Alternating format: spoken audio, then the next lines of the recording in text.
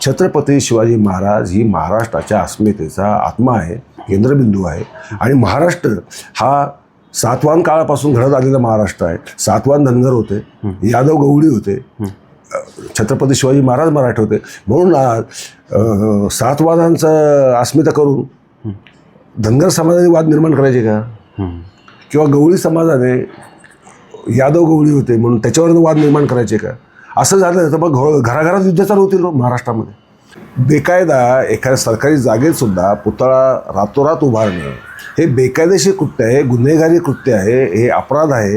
हे भान या पुतळा उभारणाऱ्यांनी ठेवलं का? आज छत्रपती शिवाजी महाराज असे त्यांनी हात छाटायची शिक्षा दिली असती निश्चितपणे. खेळोबाचं वैशिष्ट्य काय आहे?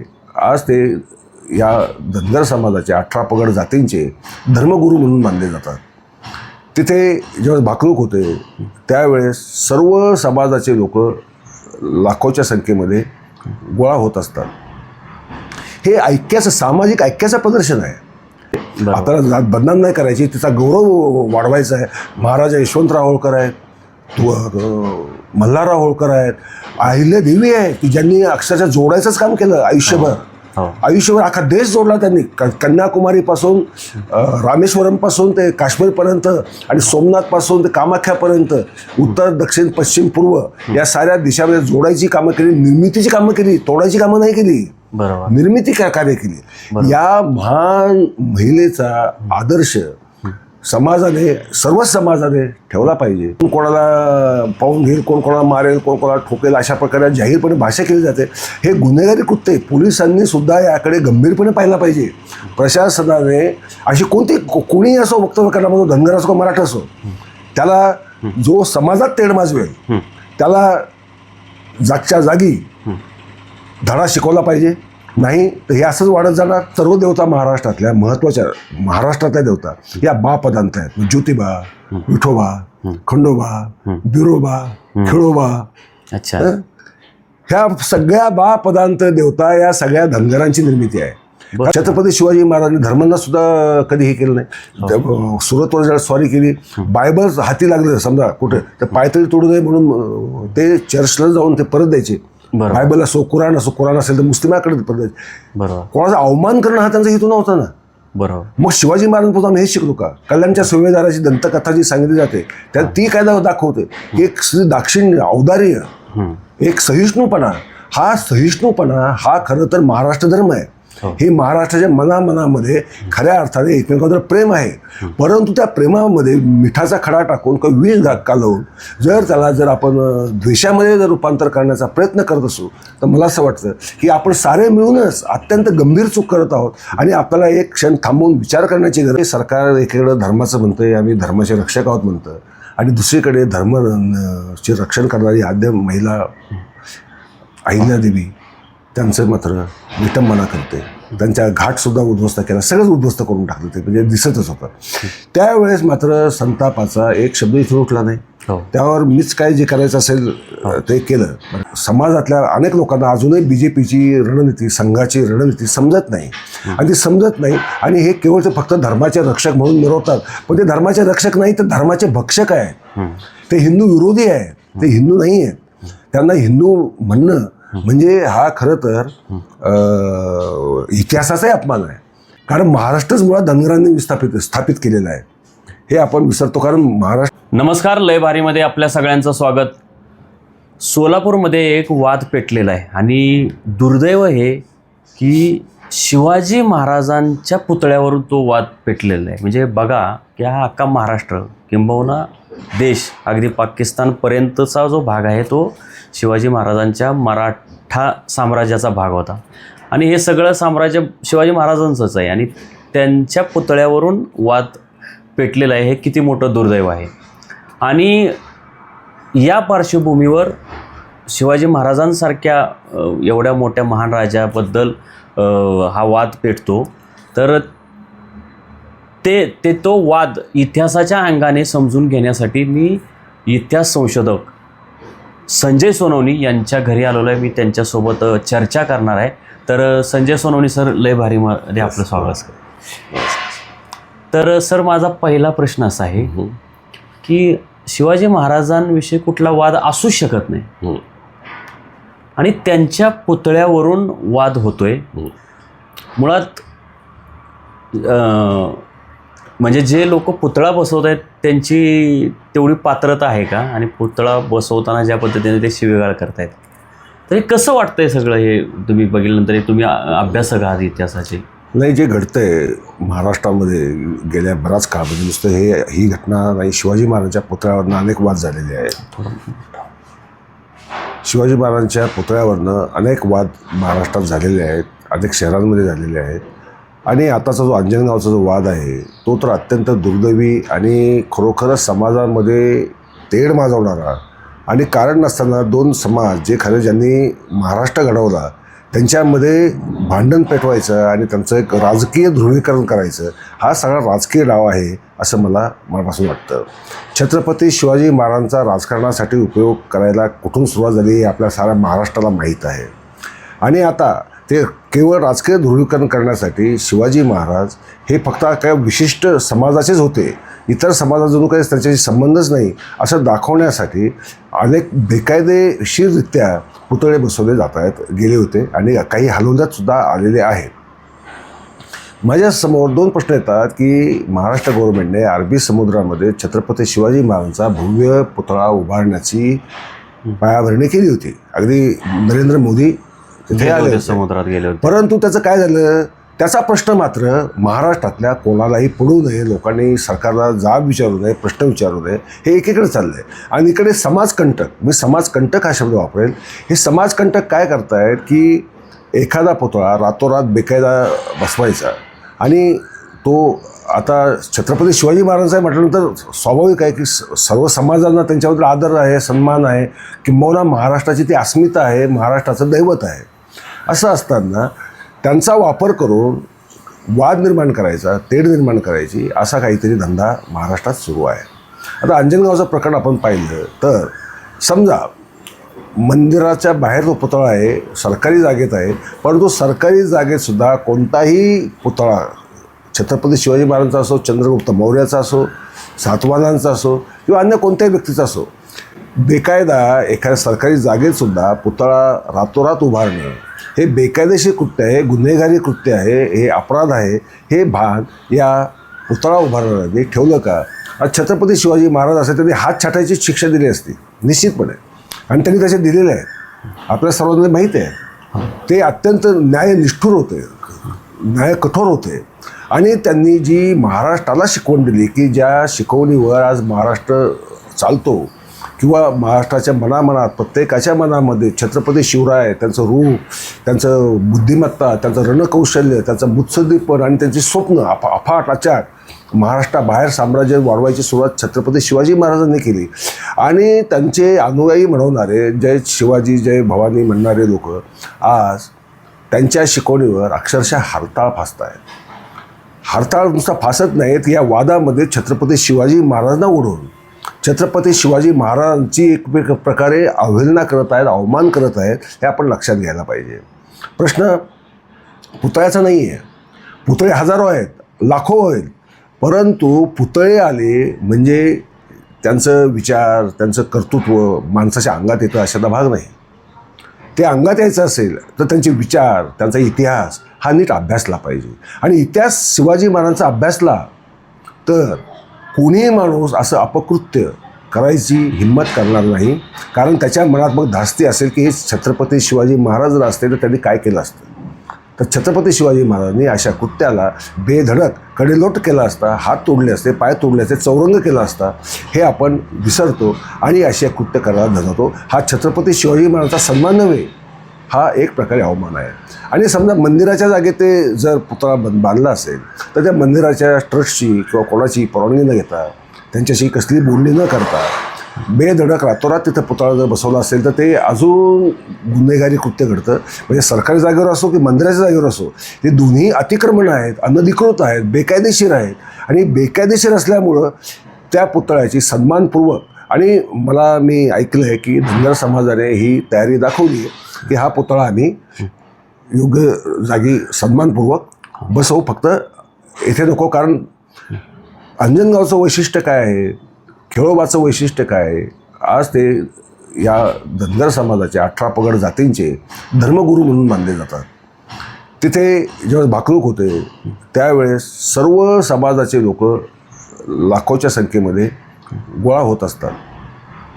हे ऐक्याचं, सामाजिक ऐक्याचं प्रदर्शन आहे.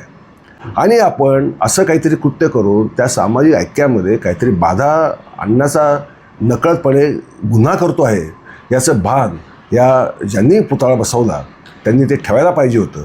त्यांनी ते ठेवलेलं दिसत नाही. ते त्यामुळे सरकार काय कारवाई करायची कायदेशीररित्या ती करेल, परंतु या अपराधाबद्दल त्यांच्यावर गुन्हे दाखल व्हायला हवेत असं मला मनापासून वाटतं. आता साहेब, हे पुतळा बसवणं आणि त्यानंतर तो हटवणं, हे जे काय त्याला सगळा वाद आणि चर्चा सुरू झाली, याच्यातून 2 समाजामध्ये संघर्ष निर्माण होऊ घातलेला आहे, मराठा विरुद्ध धनगर. तर याकडे तुम्ही कसं बघता? पहिली गोष्ट अशी आहे की मराठा आणि धनगर हा खरं तर महाराष्ट्राची स्थापना करणारा धनगर समाज हा महाराष्ट्राचा मूळचा रहिवासी आहे. बरं. सातवाहनांपासून यादवांपर्यंत यादव पशुपालक होते, सातवाहन धनगर होते. त्यानंतर अनेक छोटे मोठे राजघराणे नंतर झाली, नंतर होळकर घराणं झालं, हे झालं. हे सगळं त्यांनी देशाच्या, नुसत्या महाराष्ट्राच्या नाही तर राष्ट्रीय वैभवामध्ये भर घातलेली आहे. छत्रपती शिवाजी महाराज किंवा मालोजी राजे, शहाजी राजे यांच्यापासून संभाजी महाराजांचं बलिदान असेल, राजाराम महाराजांनी झिंजीला जाऊन राज्यकारभार चालवला, छत्रपती महाराणी ताराराणीने औरंगजेबाला संताजी धनाजीच्या मदतीने अक्षरशः सळो की पळो केलं. शेवटी औरंगजेबाला या भूमीवर, महाराष्ट्र भूमीवरच आपले प्राण सोडावे लागले. त्याला कसलंही यश मिळू दिलं नाही. त्यांनी आदिलशाही बुडवली, कुतुबशाही बुडवली, पण त्याला मराठेशाही काही बुडवता आली नाही. मग हे सगळे अशी उज्ज्वल परंपरा असताना आणि याने हातात हात घालून काम केलेलं आहे. म्हणजे राणोजी शिंदे आणि मल्हारराव होळकर, लक्षात घ्या इतिहासात, राणू शिंदे मराठा, मल्हारराव होळकर धनगर, परंतु त्यांनी खांद्याला खांदा लावून आटके पार झेंडे फडकवलेले आहेत. हे आजच्या लोकांनी लक्षात ठेवलं पाहिजे. हे जे अतुलनीय ऐक्य होतं इतिहासातलं, ते ऐक्य आजही व्हावं म्हणून आम्ही आमच्यातर्फे महाराजा यशवंतराव होळकर पुरस्कार ज्योतिरादित्य शिंदे यांना बहाल करतोय. म्हणजे ते ऐक्याची जी परंपरा आहे ती ऐक्याची परंपरा आजही कायम ठेवायची आहे. आपल्याला इतिहासातले मुर्दे उखाडायचे नाहीत, वाद घालायचे नाही आहेत, ऐक्याची भावना जतन करायची आहे, अशी आमची भूमिका राहिलेली आहे. सर्वांचीच भूमिका तीच असली पाहिजे आणि ऐक्याच्या भूमिकेत पुढे जायचं आहे. आता हे जे वाद होतात, हे वाद हे राजकीय स्वार्थाने प्रेरित असतात किंवा अस्मितांचं राजकारण ज्याला आपण म्हणतो की फक्त छत्रपती शिवाजी महाराज फक्त आमचे, त्यांच्यावर आमचाच फक्त अधिकार आहे, बाकीच्यांचा काही संबंध नाही, असं नाही आहे. छत्रपती शिवाजी महाराजांनी खऱ्या अर्थाने महाराष्ट्रातील सर्व जनतेला, सर्व जाती जमातींना, अगदी धर्मांनासुद्धा, म्हणजे मुस्लिम असेल, हिंदू असेल, त्यांनासुद्धा एकत्र आणलेलं आहे. स्वराज्यासाठी त्यांचा उपयोग करून घेतलेला आहे आणि त्यामुळे स्वराज्य उभंसुद्धा राहिलं. ते प्रेमामुळे उभं राहिले, द्वेषामुळे नाही.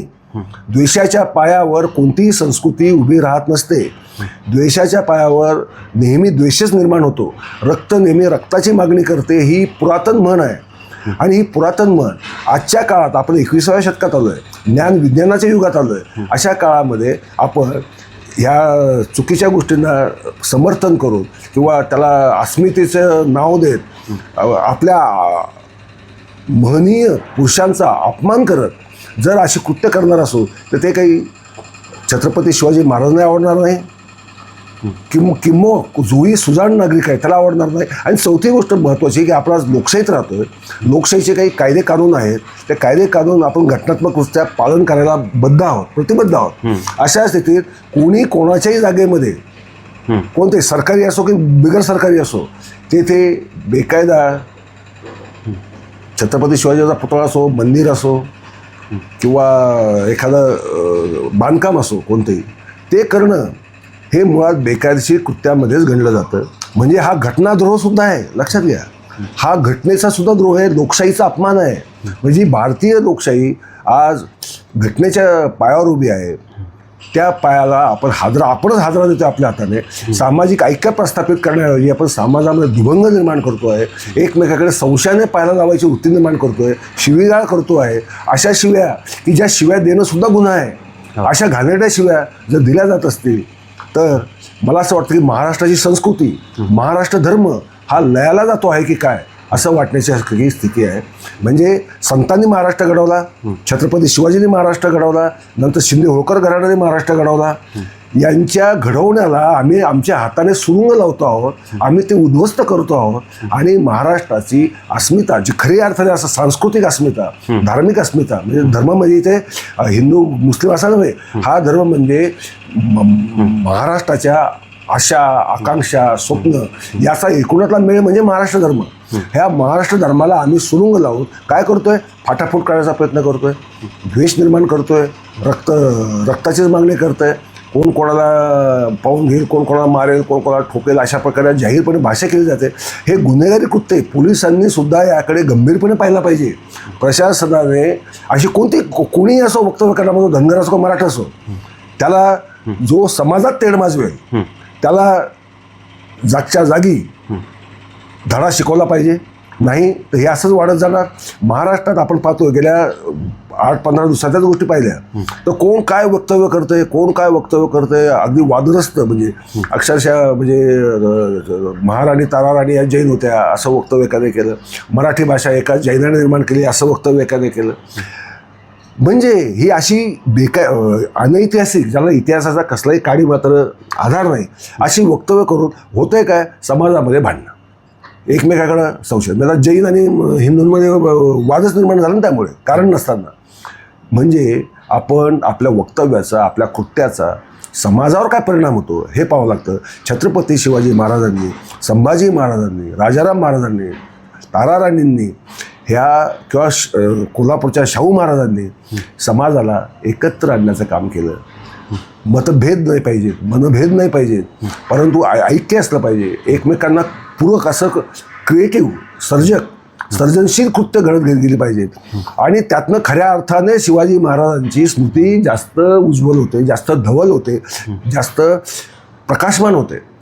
आम्ही अशी कृत्य करून उलट काय करतोय? आम्ही शिवाजी महाराजांचं मागेच पडतं आणि भलत्याच गोष्टी पुढे पुढे येत जातात. आणि अशामध्ये इतिहासाचं अवमूल्यन होतं, महनीय व्यक्तींचंही अवमूल्यन होतं.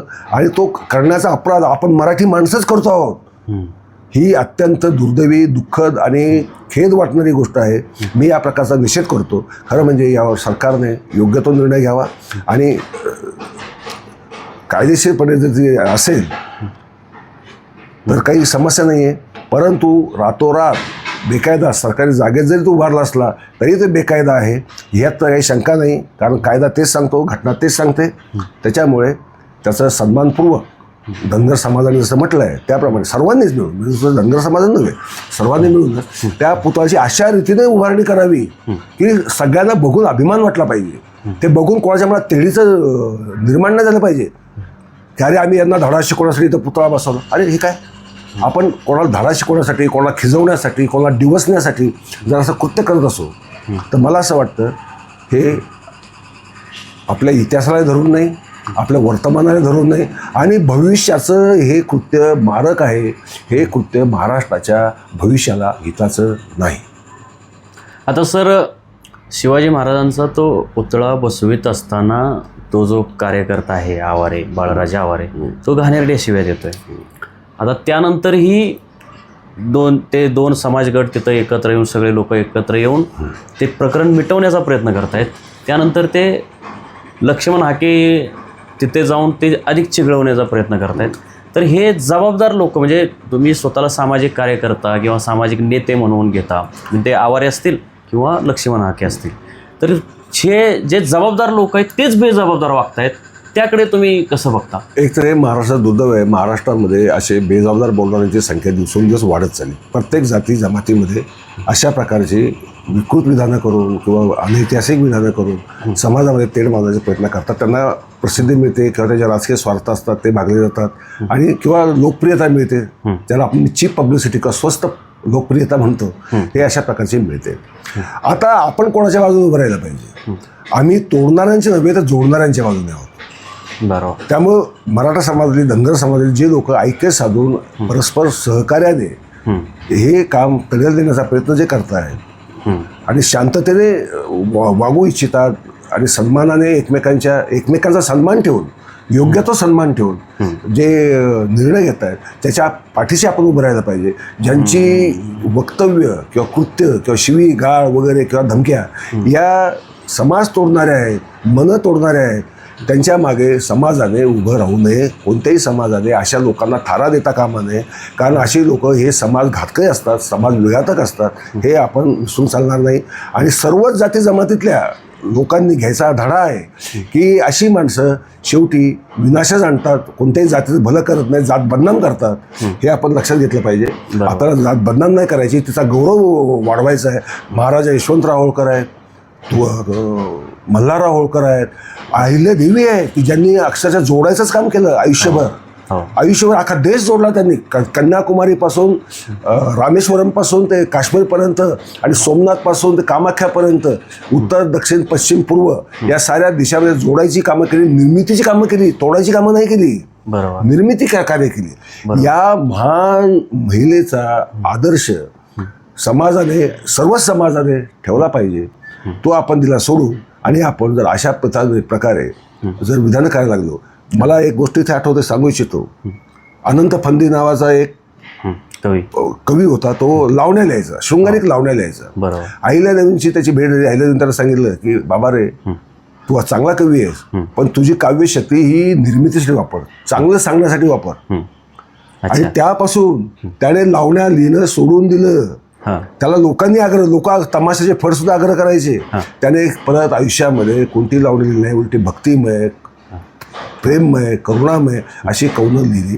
अनंत फंदीने लिहिलेला पोवाडा प्रसिद्धच आहे, अहिल्या मातेवरचा, मल्हाररावांवरचा.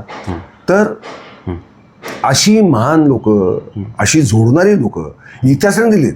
छत्रपती शिवाजी महाराजांनी धर्मांना सुद्धा कधी हे केलं नाही. सुरतवर ज्याला स्वारी केली, बायबल हाती लागलं समजा कुठे, तर पायतळी तोडू नये म्हणून ते चर्चला जाऊन ते परत द्यायचे. बायबल असो, कुराण असो, कुराण असेल तर मुस्लिमाकडे परत द्यायचे. कोणाचा अवमान करणं हा त्यांचा हेतू नव्हता ना. बरोबर. मग शिवाजी महाराजांपासून आम्ही हे शिकलो का? कल्याणच्या सुभेदाराची दंतकथा जी सांगितली जाते त्यात ती काय दाखवते, एक दाक्षिण्य, औदार्य, एक सहिष्णुपणा. हा सहिष्णुपणा हा खरं तर महाराष्ट्र धर्म आहे. हे महाराष्ट्राच्या मनामध्ये खऱ्या अर्थाने एकमेकांवर प्रेम आहे. परंतु त्या प्रेमामध्ये मिठाचा खडा टाकून किंवा विष कालवून जर आपण द्वेषामध्ये जर रूपांतर करण्याचा प्रयत्न करत असू, तर मला असं वाटतं की आपण सारे मिळूनच अत्यंत गंभीर चूक करत आहोत. आणि आपल्याला एक क्षण थांबवून विचार करण्याची गरज आहे, भविष्याकडे पाहायची गरज आहे. आपल्याला वर्तमानातले जे वाद आहेत ते इतिहासातल्या व्यक्तींचा आधार घेऊन आज उकळत बसायचे आणि कोणाला तरी डिवचायचं, कोणाला तरी त्रास द्यायचा, हे बरोबर नाही. शिव्या देणारा माणूस म्हणजे हा माणूसच नसतो असं माझे प्रामाणिक मत आहे. कारण कोणताही सुसंस्कृत सभ्य माणूस कोणाला शिव्या देत नाही, नसतो. तो प्रेमाने सांगत असतो. आम्हाला महात्मा गांधींची शिकवण आहे, पंडित नेहरू आहेत, अगदी मोदीसुद्धा अशा शिवीगाळीची भाषा वापरत नाहीत पंतप्रधान. असं असताना सभ्यतेची एक सीमा असते, असभ्यतेला एक लिमिट असतं. परंतु ते आपण सगळंच विसरायचं. चौखूर बेलगाम, आपल्यावर जो काही कायद्याचा अंकुश नाही, आपल्यावर सत्तेचा अंकुश नाही आणि आमची अस्मिता हेच सर्वश्रेष्ठ असं म्हणून त्याच्या नावाखाली जर नाच चालला असेल, नंगा नाच चालला असेल, तर ते अत्यंत बिभत्स आणि दुर्दैवी चित्र आहे आणि मला त्याचा खरंच खेद वाटतो. आता सर मला सांगा की त्या व्यक्तीने पुतळा बसवला खेळोबा देवस्थानच्या आवारात, त्यावरून धनगर समाज नाराज झाला, त्यांच्यामध्ये संतापाची लाट उसळली. परंतु ह्याच्यापेक्षाही भयानक प्रकार, म्हणजे हा भयानक प्रकार आहे की नाही हा मुद्दा वादाचा आहे. परंतु काही दिवसांपूर्वी अहिल्यादेवी होळकरांचा जो काशीचा घाट आहे तो तोडून टाकला केंद्र सरकारने. अहिल्यादेवींचे ज्या मूर्ती आहेत त्या तुडवल्या गेल्या, म्हणजे दिसत होतं तेव्हा अतिशय वाईट वाटत होतं. तर जे लक्ष्मण हाके आहेत किंवा त्यांच्यासोबतचे आणखी कोणी असतील, आपण लक्ष्मण हाके काय व्यक्ती म्हणून नाही, परंतु त्यांनी जसं इथं पुढाकार घेतला, तिथं पोचले, ते आंदोलनाच्या तयारी केली त्यांनी ह्याला अंजनगावला. मग परंतु ते ज्यावेळी काशीचं प्रकरण झालं अहिल्यादेवींच्या बाबतीत, तिथं मात्र त्यांनी असा आक्रमकपणा घेतला नाही. ह्याकडे कसं बघाल तुम्ही? खरं तर त्यावेळेस अख्ख्या देशभरातल्या नुसत्या धनगरांना नव्हे, सर्व समाजातल्या लोकांचा जेवढा आक्रोश उठायला पाहिजे होता की जी राष्ट्रनिर्माती आहे, हो. जिने राष्ट्र घडवलं, या देशाला एकत्र बांधण्यासाठी आयुष्य घालवलं, त्या महामातेचा, जगन्मातेचा पुतळा अक्षरशः पायथळी तोडवले गेले, ते उद्ध्वस्त केले गेले, अगदी शंकराची पिंडही उद्ध्वस्त केली गेली. म्हणजे हे सरकार एकीकडं धर्माचं म्हणतंय, आम्ही धर्माचे रक्षक आहोत म्हणतं, आणि दुसरीकडे चे रक्षण करणारी आद्य महिला अहिल्यादेवी त्यांचं मात्र विटंबना करते. त्यांच्या घाटसुद्धा उद्ध्वस्त केला, सगळंच उद्ध्वस्त करून टाकलं. ते म्हणजे दिसतच होतं. त्यावेळेस मात्र संतापाचा एक शब्द इथून उठला नाही. त्यावर मीच काय जे करायचं असेल ते केलं, बरं का. बरोबर, त्याचा काही उपयोग होत नाही, एकट्या माणसाचा काही होत नसतं या जगामध्ये. इथे एक सामूहिक इच्छाशक्ती लागते. पण त्यावेळेस किती नेते तिथे गेले, काही मोजके लोक गेले, म्हणजे अगदी यशवंतराव होळकरही जाऊन आले तिथे. परंतु बाकी कोण गेलं? यशवंतराव होळकरांना ठीक आहे, कारण त्यांचे ते वंशजच आहेत. परंतु वंशजांना जायचं असतं का? त्यांचे आमच्यावर काही उपकार नाहीत का? आम्हाला उपकाराचं म्हणजे आम्ही कृतज्ञ आहोत का? साधा प्रश्न हा. आम्ही कृतज्ञ आहोत हा हे त्यातनं दिसलं. आणि या सरकारचा करावा तेवढा निषेध थोडा आहे की एकीकडं मोदींनीच अहिल्यादेवींची प्रतिमा संसदेत बसवली, त्यांनीच, म्हणजे त्यांच्या सरकारने, आणि ते तिथले हे असताना स्वतः खासदार आहे तिथले ते, त्यांनी मात्र त्यांचा ऐतिहासिक गार्डन, तो ऐतिहासिक महत्त्व असलेला तो मात्र उद्ध्वस्त केला. हे दुर्दैवी गोष्ट आहे. त्याबद्दल कोणी काही बोलत नाही. आणि अशा वादात मात्र, कारण का याला ही सत्ता शरणता म्हणतो, हे लोक का त्या बाबतीत गप्प बसतात? कारण सत्ता आहे, त्या सत्तेत काहीतरी वाटा मिळवायचं आहे ना. वाटा मिळवायचा ना, मग त्यांच्या विरुद्ध बोलायचं नाही. म्हणजे याला सोयीस्कर मौन पाळणं म्हणतो आपण त्याला.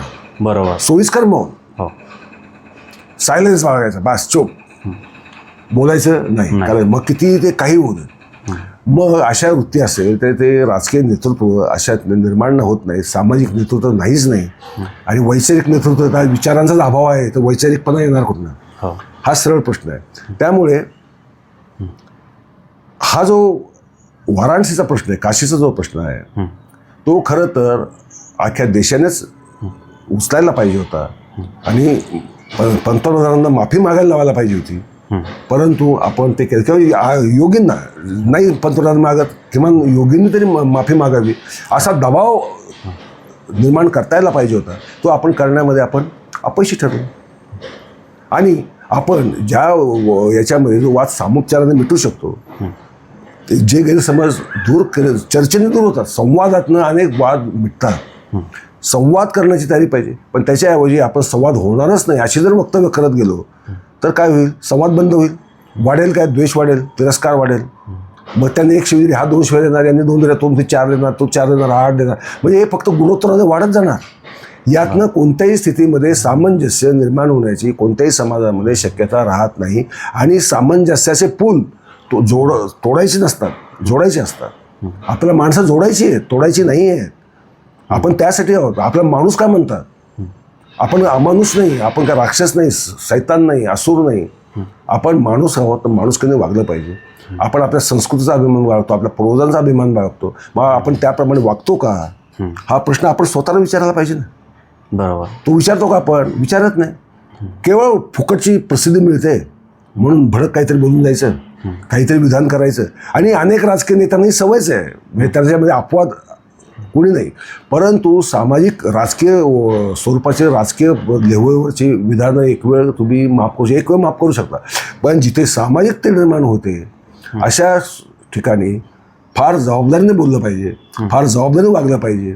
आणि समजा एखादा चुकला असेल, समजा आपण समजू की विरुद्ध पार्टीची चूक झाली, त्याला माफी मागायला लावू शकतो ना. तर ते आपण मार्ग काढायला सांगू शकतो, की आपण मार्ग काढून देऊ शकतो, की बाबा हा मार्ग आहे. आणि धनगर समाजाने मार्ग दिलाय ना, की आपण सन्मानाने छत्रपती शिवाजी महाराजांचा पुतळा चांगल्या ठिकाणी बसवू.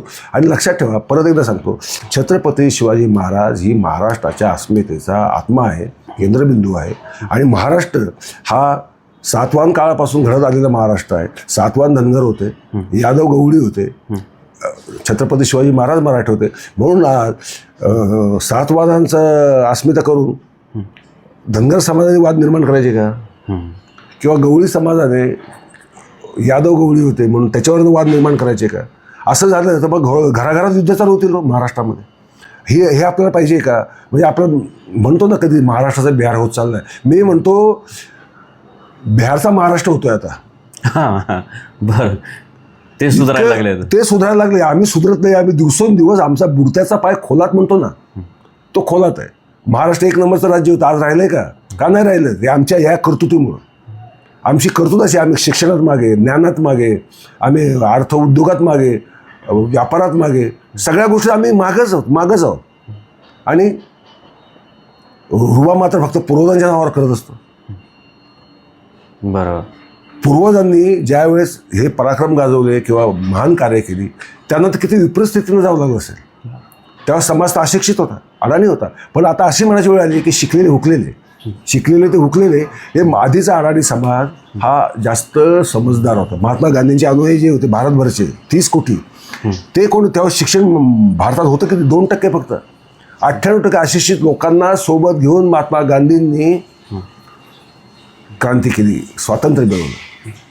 मग तो भाषा कोणतीही असो, जात कोणतीही असो, प्रांत कोणता असो, संस्कृती कोणती असो, धर्म कोणताही असो, त्या जर त्यांना ऐक्य साधायला मिळालं. आणि इथं खेळोबा धर्मगुरू आहे, त्यांनी समाजासाठीच आयुष्य आपलं घालवलेलं आहे. आणि त्यांचे जे वंशज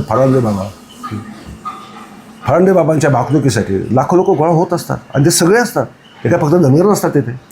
सर्व प्रांतातून लोक येतात. म्हणजे असं नाही की फक्त एका विशिष्ट जिल्ह्यातले किंवा तालुक्यातले लोक येतात, असं आहे का? नाही.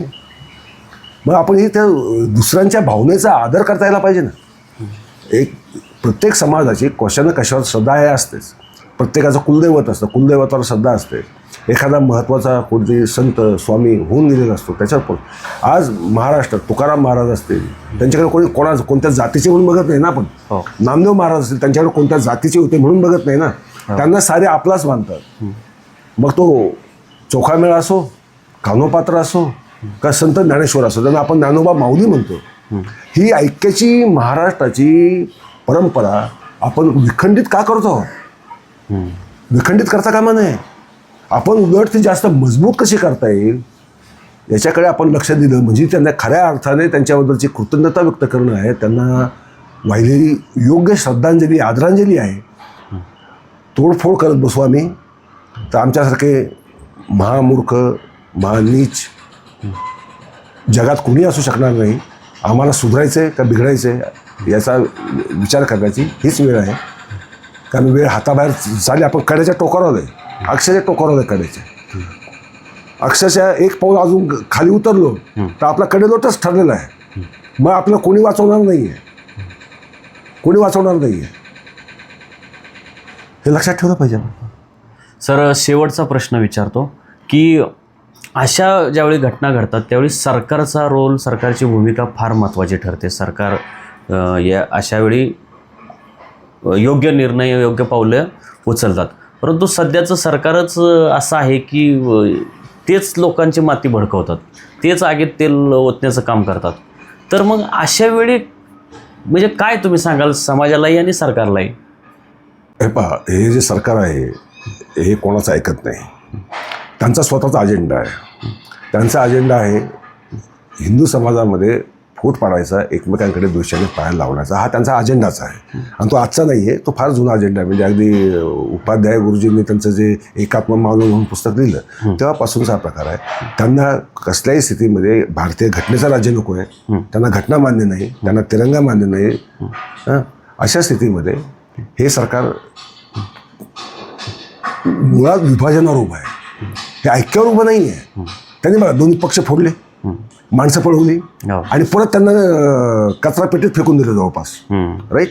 कारण ही प्रवृत्ती ही आम्हा समाजातल्या अनेक लोकांना अजूनही BJPची रणनीती, संघाची रणनीती समजत नाही. आणि ती समजत नाही. आणि हे केवळ ते फक्त धर्माचे रक्षक म्हणून मिरवतात. पण ते धर्माचे रक्षक नाही, तर धर्माचे भक्षक आहेत. ते हिंदू विरोधी आहेत, ते हिंदू नाही आहेत. त्यांना हिंदू म्हणणं म्हणजे हा खरं तर इतिहासाचाही अपमान आहे. ते वैदिक वाद आणतात पुढे. त्या वैदिक वादातनं ते वेदांची भूमिकाच मुळात उतरंडीची समाज रचना. एकाने दुसरा द्वेष करायचा, दुसऱ्याने तिसऱ्याचा करायचा, तिसऱ्याने खालच्याचा करायचा, खालच्या अजून खालच्याचा करायचा.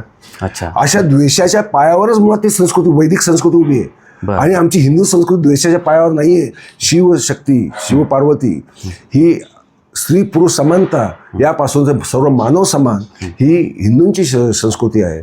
आणि ते आपण आता बघा, आता शेवट सांगतो महाराष्ट्राचं महत्त्व काय, हे देवता धनगर काय. कारण सर्व देवता महाराष्ट्रातल्या महत्त्वाच्या, महाराष्ट्रातल्या देवता या बा पदांत आहेत. ज्योतिबा, विठोबा, खंडोबा, बिरोबा, खेळोबा. अच्छा.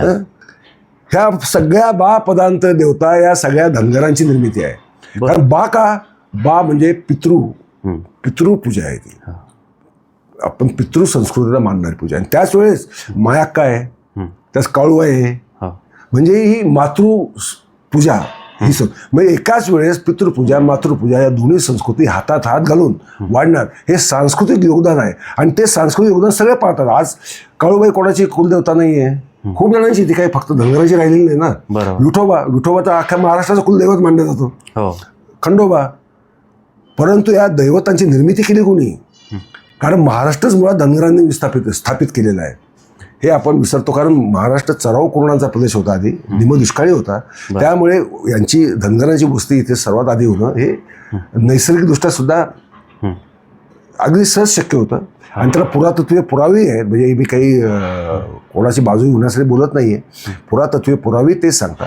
त्यामुळे आपण त्यांच्याबद्दल आदराने पाहणार का त्यांना आपण शत्रू मानणार? बरोबर.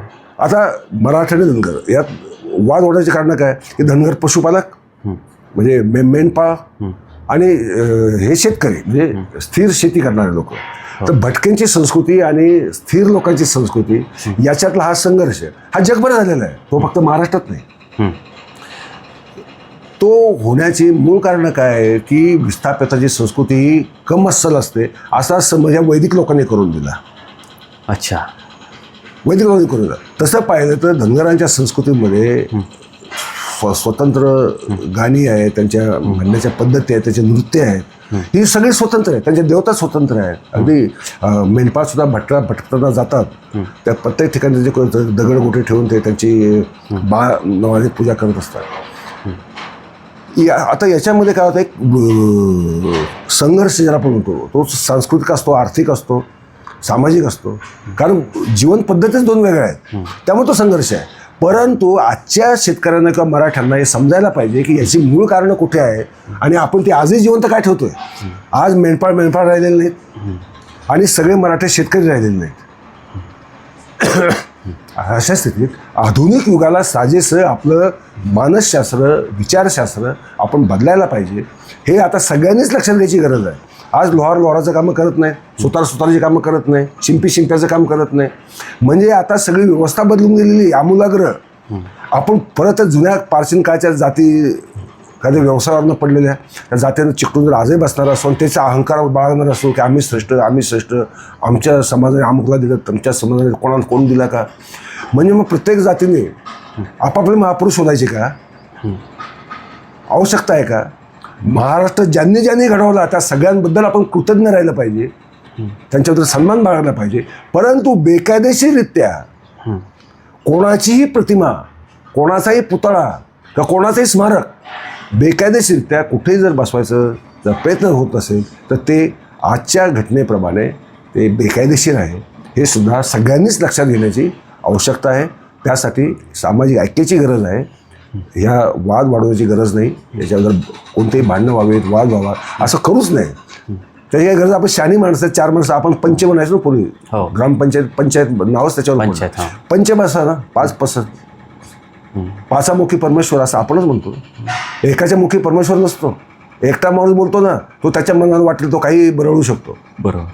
पण शहाणी सुरत्या लोकांनी एकत्र बसावं दोन्ही समाजातले आणि त्यातनं सन्माननीयरित्या वाद वाढवून न देता, शिवीगाळ न करता, कोणी कोणाला न करता सामंजस्याने पुढे जावं. छत्रपती शिवाजी महाराजांबद्दल सर्वांना आदर आहे. तसाच आदर खेळोबाबद्दलही ठेवला पाहिजे. कारण खेळोबांनी सुद्धा महान समाजकार्य केलं. ते आज धर्मगुरू आहेत आणि ते भारतातल्या धनगरांचं एक श्रद्धास्थान आहे. आणि दुसऱ्यांच्या श्रद्धास्थानाची मानहानी करणं हे काही योग्य नाही. आपण अतिक्रमण करणं योग्य नाही.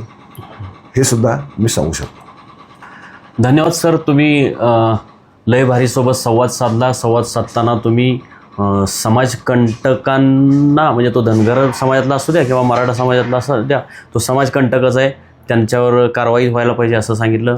तुम्ही सांगितलं दोन्ही समाजातल्या लोकांनी एकत्र येऊन बसलं पाहिजे. जे आपण बोलतो पंचायत 5 लोकांनी एकत्र येऊन बसलं पाहिजे आणि यातून तोडगा काढला पाहिजे.